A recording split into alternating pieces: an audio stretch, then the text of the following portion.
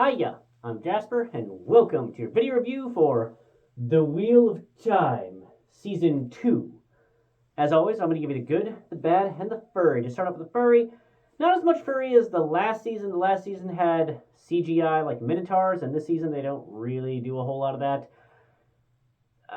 There's horses, because, it's medieval-ish time, but, fantasy realm, so there's horses, and they have something called an ogier, and in the captions it's spelled like O-G-I-E-R, ogier, but, sounds a lot like ogre to me, but doesn't look like an ogre, just looks like a guy with really big hands and really big nose and generally bulky proportions, but, yeah, so moving on to the good and the bad. So, I reviewed the first few episodes, link for that in the description down below. So this is overall for the second season. What I will say is that I still don't feel like this show stands on its own 2 feet. It is clearly, evidently, and slapping in the face as hey, this was based on a book series. And don't get me wrong, that can be a good thing because a lot of good TV and movie have come from things based on books. But this one does not stand on its own because there are so many things that I'm guessing, because I still haven't read them, probably won't, but that are explained in the book that they just don't have time to explain in this show. A number of the episodes are over an hour apiece, so they are clearly giving it enough time. And this is one of the shows where I actually don't think that there wasn't padded runtime. There was just too much to fit in, so I feel like they cut out the explanations for a lot of things.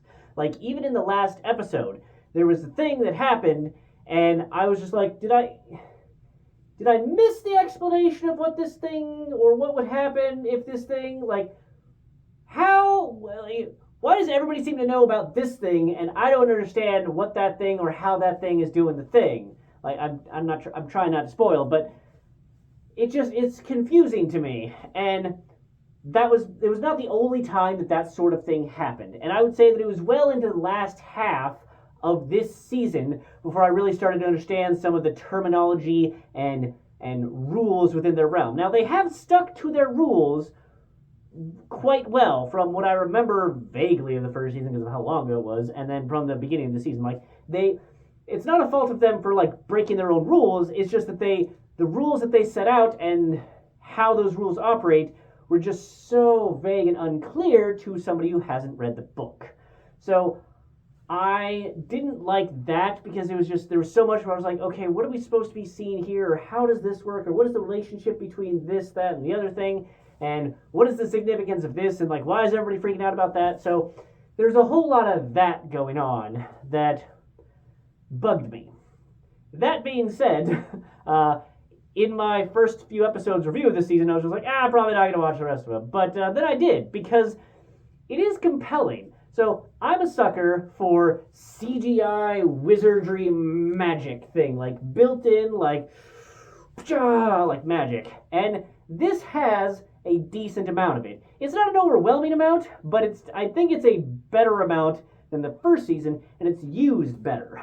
Like I said, last half of the season, I really started to understand the rules and the physics and how things worked, and I like how they implement the magic and how they visually show the magic. I think they eventually got that down.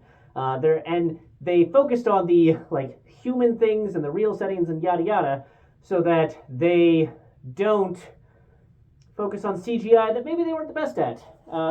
It still has the same problems of scale, especially in the White Tower. That hasn't changed since the first half of the season and definitely the last season. But they don't spend as much time in that tower, so it's not as big of a deal. And there is still, there's this scene where one dude is facing off a bunch of guys that are running at him, a bunch of evil guys, and they're all ah! And then they're attacking him, individually, one by one, this long line of people just running at him. If they had just, waited an extra 5-10 steps until they were all in a row so they could all attack him at once, then maybe he wouldn't have been able to kill all of them. So, a little bit of the Power Rangers villain thing where everybody got to wait their turn. But it was kind of a cool enough scene that I was willing to forgive it because of the other things that were going on. And that's kind of how this show is, in my opinion, is that you can forgive some of the things that don't make sense because of what was happening. So, I don't know, if you've ever watched the show Andromeda, it's a decent show, at least the first 4 seasons. First one's best, second one's pretty good. Anyway, point being that with Andromeda, they reuse the same 5 exterior CGI shots. Doesn't matter if it's supposed to be a fleet of Nietzschean ships or 5 ships or whatever. They reuse the same 5 shots of ships coming out of warp type of thing. And it's dumb, but if you just ignore the shitty reused exterior shots, it's a relatively good show. So with this show, if you just ignore the lack of explanation that actually fully explains why this, that, or the other thing, or what this country or nations or whatever powers relation is to the other, if you just kind of ignore that and go with the interpersonal reaction or actions and relationships and the CGI of the wizardry and how that works, it's a decent show. Not for everybody, so I would say it's maybe 1 thumbs up just because it's the type of show that I like, and the story and what was happening and the characters, all great acting, so it kept me interested and willing to continue watching the episodes. So yeah, I am hopeful that they get a 3rd season, because one thing that I will say, I mean, I've said a lot of things, but bear with me, is that the main thing in this season, the main story, the meat part of the story, I felt had a satisfying point. It was at a satisfying point for this season. It's not one of those ones where it's just cool, so that didn't solve anything, do anything, no questions were answered, everything is still up in the air, so if they don't get a 3rd season, everything sucks. It was not like that. In this case, they did do enough, solve enough, fix enough, fuck up enough, whatever else. Again, not going to say what did or didn't happen correctly, badly, goodly, whatever, but I was satisfied with the conclusion of the main storyline. I did feel like they definitely set up a whole number of side things that could branch into becoming the main story of season 3, or just fizzle out and do nothing, or hopefully they fucking answer in the 3rd season.